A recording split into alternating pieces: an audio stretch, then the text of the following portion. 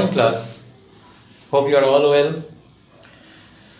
Hope everybody of you are maintaining social distances and you are keeping safe.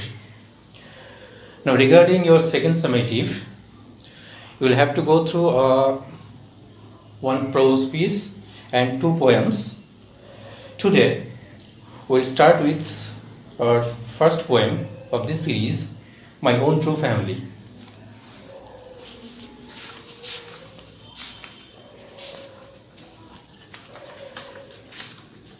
As you might know, this poem is written by Ted Hughes, one of the foremost modern and postmodern poets of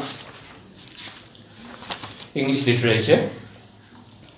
This poem is metaphorical and symbolical in nature. Let's go through the poem first.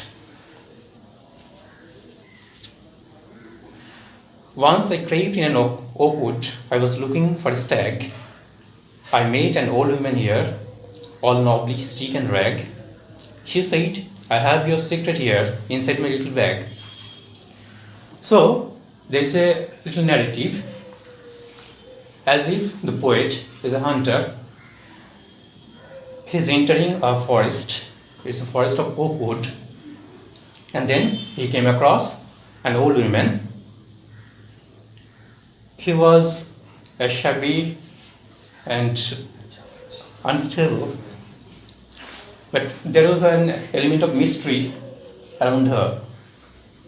She said, I have your secret here inside my little bag. What was that mystery? Then she began to cackle and began to quack. She opened up her little bag and I came twice awake, surrounded by a staring tribe and me tied to a stake. Gradually, the mystery was unfolding. The poet found himself tied to a stake, and he was surrounded by a tribe who were gazing at him, and it was something unusual, as if it was a dream. That's why he said, I came twice awake. They said, we are the oak trees and your own true family. We are chopped down, we are torn up, you do not blink an eye. Unless you make a promise now you are going to die. Now, this tribe, as the poet says, is a tribe of oak trees. By this conversation, he made an observation that we, the human beings, are cutting down trees indiscriminately, chopping down their existence, and by doing so, we are facing our own death. Unless we make a promise now we are going to die. So we are going to die unless we make a vow, unless we promise something for them. Actually, it is not for them, just for our own sake.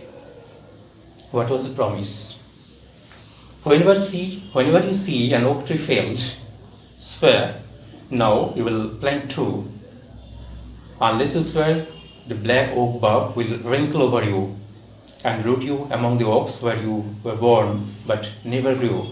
On our lines, the promise they want the poet to make is, if a single plant is cut down, we need to plant two in their place. So we can compensate the loss that nature suffers, the loss that our environment actually falls victim to, maybe to some extent compensated by if we plant two or more trees in their places. So the deforestation should actually be recompensed by more forestation. And what is the outcome if we don't follow that rule? They say in their own language, the black oak bark will wrinkle over you that means will be deformed. Actually, our very existence will be in question. This was my dream beneath the boughs. The poet says, the dream that altered me. So, all the poet said so far was not something that actually happened. It was something that he saw in his vision. But that vision has a powerful effect on him. This vision has transformed him from within. How do you know that? When I came out of the orchard back to human company, my walk was the walk of a human child, but my heart was a tree. So once he come out of the dream, the effect of the dream had something on him that actually blended the human quality with the quality of nature. There is an element of personification here. The oak trees, or any trees for that matter, are here represented as something like human beings. Some human qualities and attributes have been conferred on them. So they act like us, they talk like us, and they advise like us. And what is more, they hammered within us a powerful message that if we continue cutting our trees, destroying our nature, we will be facing very great danger in near future. But that is only the warning. There is a ray of hope. We can counter this imbalance of nature by planting more and more trees. In our fourth stanza, last line, the root you among the oaks where you were born but never grew, signifies that. It's a very important line.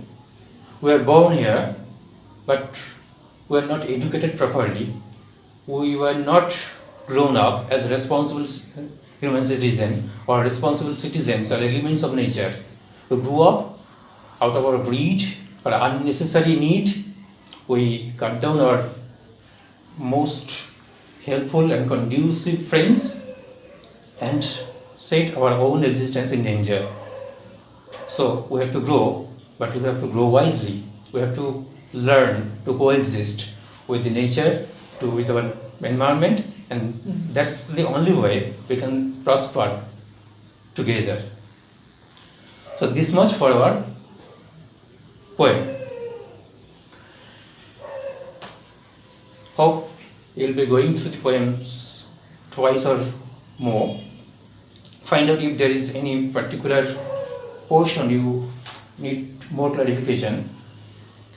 And after that, you could match what Ted Hughes has very frequently said.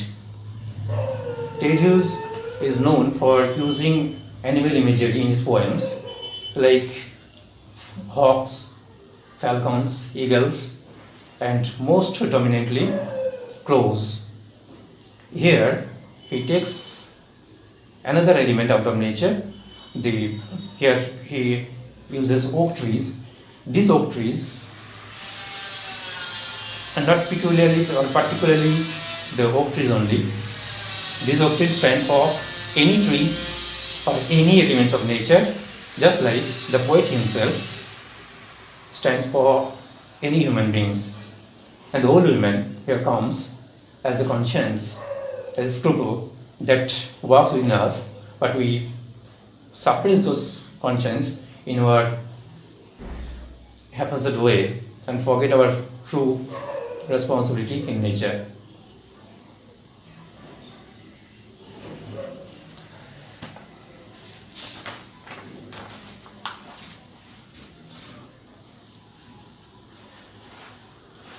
After having gone through the poem,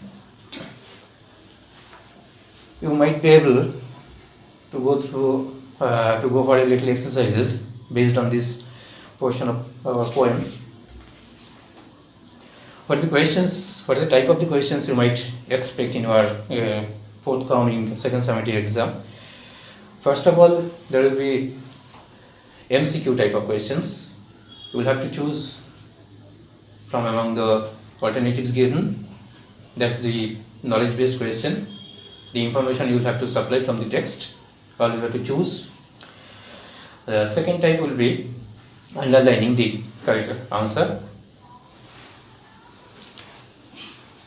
There will be a few WH questions. You know, WH questions are